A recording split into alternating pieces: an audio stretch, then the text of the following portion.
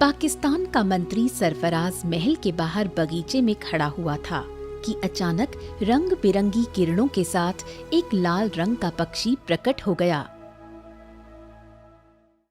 ये तो असंभव है। ऐसा कैसे हो सकता है? सिंदूर पक्षी तो केवल दंत कथाओं में था। तभी वो लाल रंग का पक्षी इंसानी आवाज में बोल पड़ा, तुम्हारा अंत निकट है। तुमने हिंदुस्तान पर गंदी नजर डालकर बहुत बड़ी मुसीबत मोल ले ली है। तू कौन है? ये कोई जादू टोना है। इतना कहकर पक्षी की आंखों से रंग बिरंगी किरणें निकलने लगी और मंत्री जलकर वहीं राख हो गया। मंत्री के राख होते ही वो लाल पक्षी भी उन्हीं किरणों में लुप्त हो गया। ये पूरी घटना दूर खड़ा एक सैनिक देख रहा था और वो दौड़ते हुए राजमहल की ओर चला गया। सिंहासन पर जफरुल मुनाफिक बड़े ही घमंड से बैठा हुआ था।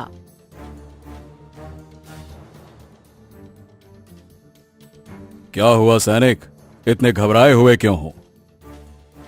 महाराज, कुछ समय पहले हमारे राज्य के मंत्री, जो कि आपके दाहिने हाथ थे, बगीचे में खड़े हुए थे। तभी एक लाल पक्षी प्रकट हुआ।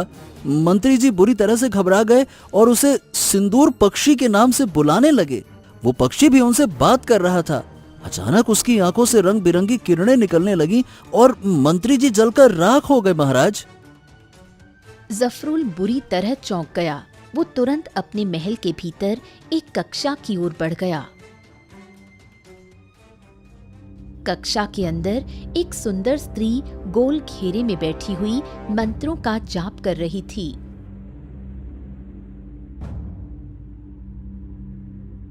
क्या हुआ महाराज? आप इतने घबराए हुए क्यों हैं? अरे तुम तो कहती थी कि सिंदूर पक्षी केवल एक मिथ्या था, लेकिन अभी अभी मेरे सैनिक ने हमको जो बताया है वो बिल्कुल सच्चाई लगती है। इतना कहकर जफरुल ने सैनिक द्वारा सुनाई गई पूरी घटना उस स्त्री को सुनाई। चिंता मत कीजिए महाराज, मैं कुछ न कुछ उपाय जरूर करूंगी। और मत भूलिए, हमारी रक्षा के लिए वो 4 दैत्य भी मौजूद हैं। क्या करोगी तुम?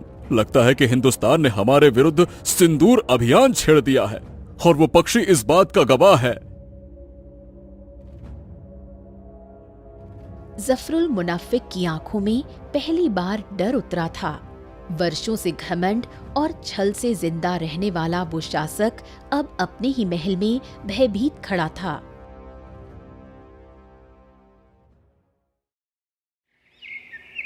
बहुत समय पहले की बात थी। पूर्व दिशा में एक समृद्ध राज्य हुआ करता था जिसका नाम था हिंदुस्तान। एक दिन हिंदुस्तान का राजा समरधीर अपनी पत्नी चंद्रलेखा के साथ जंगल में खड़ा था।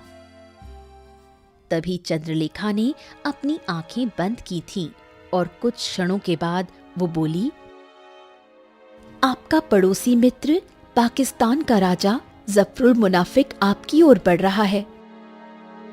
ये सुनकर राजा समरधीर चौंक गया, लेकिन फिर मुस्कुराते हुए अपनी पत्नी से बोला,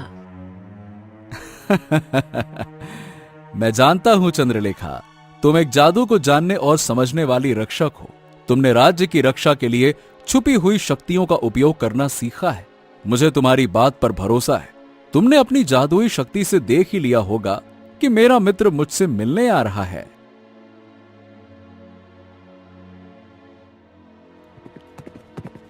समरधीर की बात पूरी भी नहीं हुई थी कि तभी जफरुल मुनाफिक घोड़े पर सवार होकर वहां आ पहुंचा। आदाब आदाब आदाब। मैं तुमसे मिलने के लिए राजमहल गया था मेरे मित्र, लेकिन तुम वहां नहीं मिले। तुम्हारे मंत्रियों ने बताया कि तुम अपनी पत्नी के साथ जंगल की सैर पे गए हो, इसीलिए मैं स्वयं जंगल में तुमसे मिलने के लिए आ गया। नमस्ते मेरे मित्र। हमारी मित्रता के चर्चे तो बहुत दूर दूर तक प्रसिद्ध हैं। एक मित्र अपने मित्र से मिलने के लिए, वो भी राजा होकर, स्वयं जंगल तक आ जाए। वाह वाह वाह वाह वाह, ये तो हमारे लिए भाई बहुत बड़ी बात है। चलो और बताओ, ऐसी क्या बात थी कि जो तुम हमसे मिलने के लिए यहां तक आ पहुंचे? समरधीर की बात सुनकर जफरुल ने अपनी आंखें नीची कर ली थीं और धीमे स्वर में बोला, मेरे मित्र, आज हम तुमसे कुछ मांगने आया हूं। अरे तुम मेरे मित्र हो, मेरे प्राण भी मांगोगे तो मैं खुशी खुशी दे दूंगा। बताओ। नहीं नहीं नहीं नहीं, मुझे तुम्हारे प्राण नहीं चाहिए, मुझे तो केवल वो अंगूठी चाहिए जो तुमने पहनी हुई है। ये सुनकर समरधीर चौंक गया। क्या? बस इतनी सी चीज? लेकिन आखिरकार तुम्हें मेरी अंगूठी क्यों चाहिए?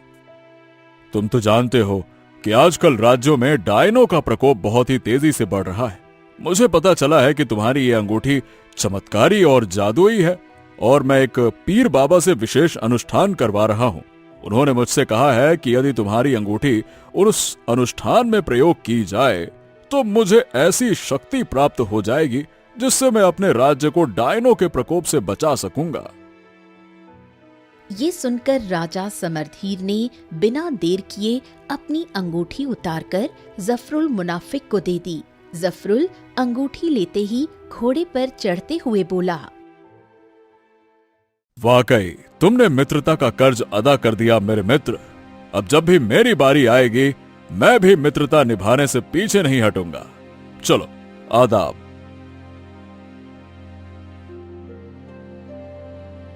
इतना कहकर वो वहां से चला गया था।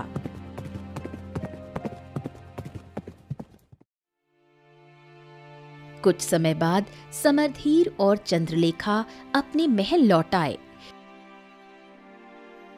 महल में पहुंचकर समरधीर अपनी पत्नी से बोला, क्या बात है चंद्रलेखा, जब मेरा मित्र आया था तो तुमने उससे बात तक नहीं की, और जब से वो गया है तब से तुम किसी गंभीर सोच में डूबी हुई हो।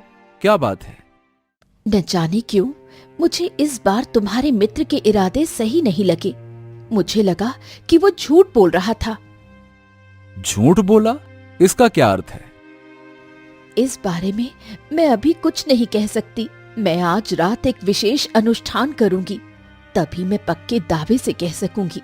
लेकिन मुझे पूरा विश्वास है कि वो अंगूठी जो मैंने तुम्हें भेंट में दी थी, वो उसने किसी बुरे मकसद से तुमसे मांगी है।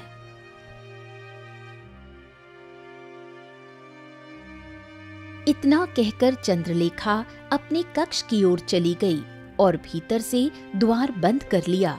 राजा समरधीर समझ गया कि चंद्रलेखा अब एक विशेष अनुष्ठान के लिए बैठ चुकी है।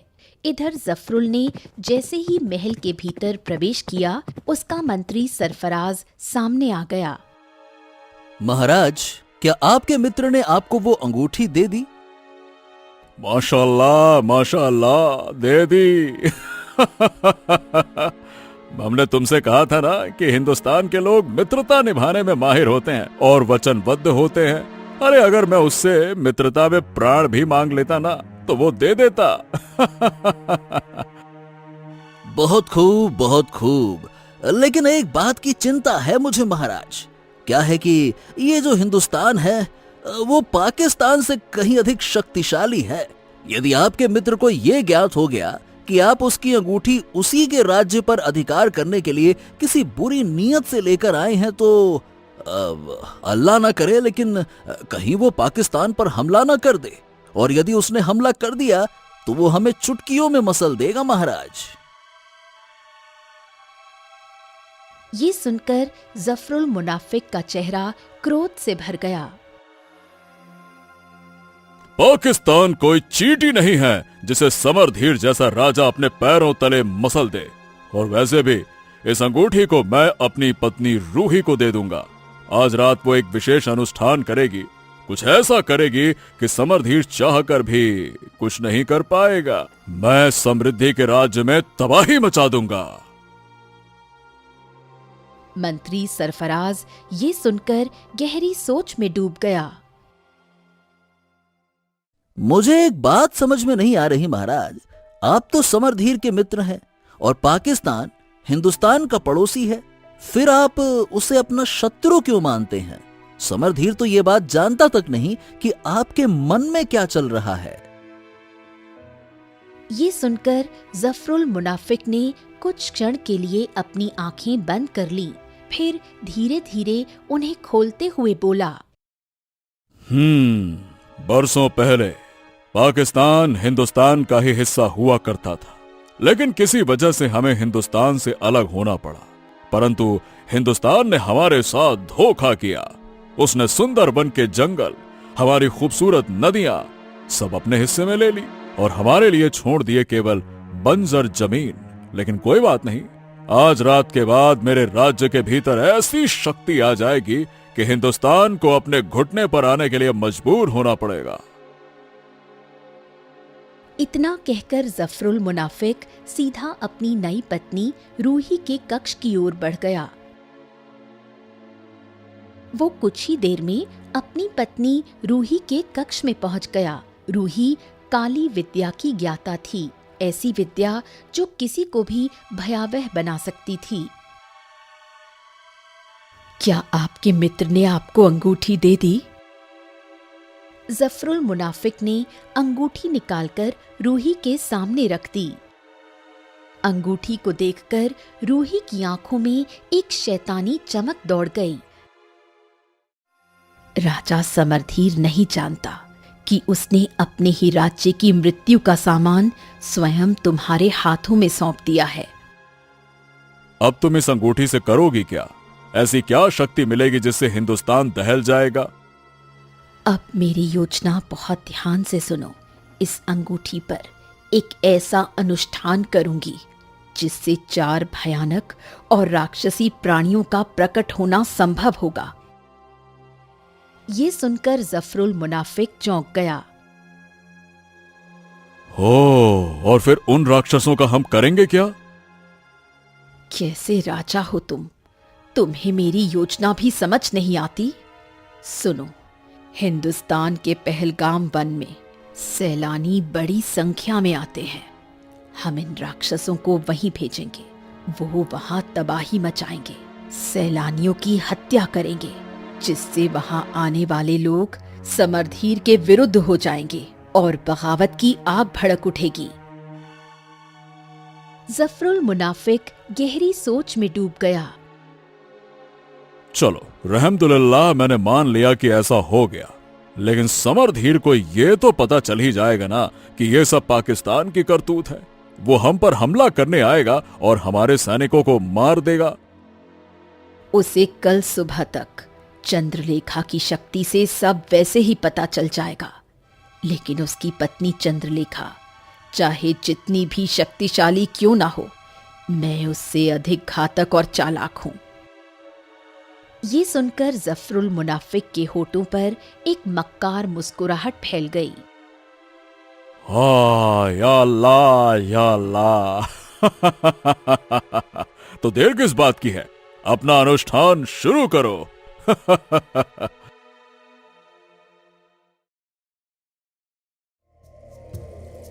रूही ने अंगूठी को अपने सामने रखा और अनुष्ठान के लिए बैठ गई। जफरुल मुनाफिक एकटक उसे देखने लगा। कुछ ही देर में उस अंगूठी से काला धुआं निकलने लगा।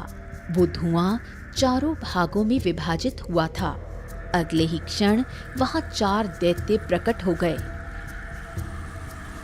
हुक्म कीजिए, आप क्या चाहती हैं? कल पहलगाम में जितने भी सैलानी आएंगे उन्हें समाप्त कर दो।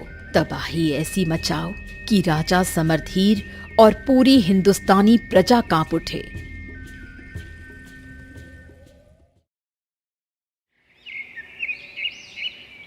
सुबह का समय था। हिंदुस्तान के सुंदरवन पहलगाम वन में सैलानी हरे भरे जंगलों को निहार रहे थे। तभी अचानक वहां 4 विकराल राक्षस प्रकट हो गए। उन्होंने वहां भयंकर कत्लेआम मचा दिया। 26 सैलानियों को बेरहमी से मार डाला और वो 4 राक्षस क्षण भर में गायब हो गए। कुछ देर बाद राजा समरधीर अपने कक्ष में नींद से जागा ही था कि उसकी पत्नी चंद्रलेखा वहां पहुंच गई।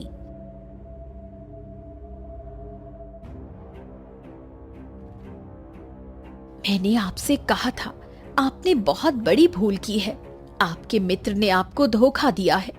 उसने आपकी जादुई अंगूठी का प्रयोग करके दूसरे लोक के 4 दैत्य बुला लिए हैं। ये वही है जिन्होंने पहलगाम में तबाही मचाई है, और इस कार्य में उसकी पत्नी रूही का भी हाथ है। वो काली विद्या की स्वामिनी है। ये सुनकर राजा समरधीर सन्न रह गया। ये तुम क्या कह रही हो चंद्रलेखा? मैंने अपने अनुष्ठान में ये सब देखा है। जादू की दृष्टि से ये स्पष्ट हो गया है। तभी मंत्री अजीत सिंह वहां आ गया। महाराज, महाराज, महाराज, गजब हो गया। पहलगाम में 4 अज्ञात प्राणियों ने 26 श्रद्धालुओं को मार डाला। पूरा राज्य डर के साए में जी रहा है। लोग कांप रहे हैं। ये सुनकर राजा समरधीर गुस्से में वेदना से भर उठा। ओह, मुझे यकीन नहीं हो रहा कि मेरे मित्र ने मेरे पीठ में छुरा घोंपा। मैंने अंगूठी उसे विश्वास के साथ दी थी। महाराज, अब चिंता त्यागिए। हमें तुरंत पाकिस्तान में घुसकर उसका उत्तर देना होगा। हम उसे सबक सिखा देंगे, चिंता मत करिए। ऐसी भूल मत करना मंत्री अजीत सिंह। ये आप कैसी बातें कर रही हैं महारानी? तो क्या हम पाकिस्तान पर आक्रमण ना करें? अपने 26 श्रद्धालुओं की मौत को यूं ही भूल जाएं? हम इतने कायर हैं क्या? अरे उन करुणा की चीखों को, उन स्त्रियों की उजड़ी हुई मांगों को अनदेखा कर दें क्या? राजा समरधीर मंत्री अजीत सिंह की हां में हां मिलाते हुए चंद्रलेखा से बोले। मंत्री अजीत सिंह ठीक कह रहे हैं चंद्रलेखा, हमें कदम उठाना होगा। चंद्रलेखा दोनों की ओर गंभीरता से देखने लगी। आप दोनों ने मेरी बात को गलत समझा है। जिन प्राणियों ने ये रक्तपात किया है वो इस लोक के नहीं है। यदि हम अपनी पूरी सेना भी भेज दें तो वो इन दैत्यों का सामना नहीं कर पाएंगे। वो उन्हें चुटकियों में मिटा देंगे। ये सुनकर समरधीर का चेहरा चिंता से भर गया। अरे तो हम क्या करें? क्या जफरुल मुनाफिक इन दैत्यों के साथ हिंदुस्तान पर चढ़ाई कर देगा? हैं? क्या वो हमारी प्रजा को दास बना देगा क्या, और हम देखते रह जाएंगे? ऐसा नहीं होगा, क्योंकि हिंदुस्तान के पास एक शक्ति है, एक ऐसा मंत्र जिसकी तुलना किसी भी तांत्रिक विद्या से नहीं हो सकती। वो कौन सा मंत्र है महारानी? चंद्रलेखा के होठों पर रहस्यपूर्ण मुस्कान आ गई। सिंदूर। सिंदूर? तुम कहना क्या चाहती हो? सिंदूर एक जादुई पक्षी। ये केवल सत्य के रक्षक मित्रों द्वारा ही प्रकट होता है। वो तभी आता है जब युद्ध की अग्नि में न्याय की परीक्षा होनी होती है। अक्सर लोग यही समझते हैं कि सिंदूर पक्षी केवल लोक कथाओं और दंत कथाओं तक ही सीमित है, मगर वो नहीं जानते कि उसका अस्तित्व इस संसार में हकीकत में मौजूद है। इतना कहकर चंद्रलेखा आकाश की ओर देखकर अपनी भुजाएं उठाकर बोली, हे सिंदूर, जादुई पक्षी, सत्य की रक्षा के लिए आओ। तभी आकाश लाल हो गया, बिजली चमकी, बादलों से घिरा पहाड़ी इलाका थर्रा उठा और उसी क्षण एक विशाल जादुई पक्षी उड़ता हुआ हिंदुस्तान की सीमा में प्रवेश कर गया। उसकी चोंच से अग्नि निकल रही थी, उसकी आंखों में चेतना का प्रकाश था। सिंदूर पक्षी चंद्रलेखा के सामने प्रकट हो गया। पाकिस्तान के राजा जफरुल मुनाफिक ने अपनी पत्नी रूही के साथ मिलकर दूसरे लोक के दैत्यों को बुलाया है। उन्होंने पहलगाम में रक्तपात किया है। सिंदूर पक्षी रहस्यपूर्ण स्वर में बोला, मैं जानता हूँ आप मुझसे क्या चाहती हैं। उन दैत्यों का नाश और उसके बाद उन पाकिस्तानियों का दमन जो हमारी भूमि पर बुरी दृष्टि डालते हैं। ठीक है, मैं तब तक वापस नहीं आऊंगा जब तक दोषियों को दंड ना दे दूं। इतना कहकर वो आकाश में विलीन हो गया। उधर पाकिस्तान के महल के बगीचे में मंत्री सरफराज चिंतित खड़ा था। तभी सिंदूर पक्षी वहां प्रकट हुआ और उसे मार डाला। अरे जल्दी करो रूही। जब से सैनिकों ने बताया है कि सिंदूर जादुई पक्षी ने मंत्री सरफराज को जलाकर राख कर दिया है, मैं तो भय में डूबा हुआ हूं। जल्दी करो। तभी द्वार पर एक दूसरा सैनिक दौड़ता हुआ आ पहुंचा। महाराज, महाराज गजब हो गया। क्या हुआ? तुम इतने विचलित क्यों हो? महारानी, एक अद्भुत पक्षी लाल रंग का आग से घिरा हुआ अचानक से हमारी सेना के शिविर में आ गया और पूरी सेना को जलाकर मार डाला। या अल्लाह, हमारे सभी हथियार भी भस्म हो गए। मैं अब सैनिक नहीं रहना चाहता। वो पक्षी पाकिस्तान की मौत बनकर आया है। मैं जा रहा हूं। इतना कहकर सैनिक भयभीत होकर वहां से भाग गया। रूही तुरंत काले मंत्रों का उच्चारण करने लगी और तभी 4 भयावह दैत्य प्रकट हो गए। उनके नेत्रों से आग की लपटें निकल रही थीं और उनके पंजे मनुष्यों की हड्डियां तोड़ने में सक्षम थे। अब आए वो पक्षी, अब देखती हूं उसका साहस। उसी क्षण आकाश में भयंकर गर्जना हुई थी। बिजली चमकी और सिंदूर, वो दिव्य जादुई पक्षी, पाकिस्तान की सीमा में पुनः प्रकट हो गया। उसकी आंखों में दिव्य प्रकाश था और उसके पंखों से निकल रही अग्नि पूरे आकाश को लाल कर रही थी। चारों दैत्य उसके सामने टूट पड़े, लेकिन सिंदूर ने आकाश में चक्कर लगाया और चारों दैत्यों को उसने अग्नि वृत्त में घेरकर खाक कर दिया।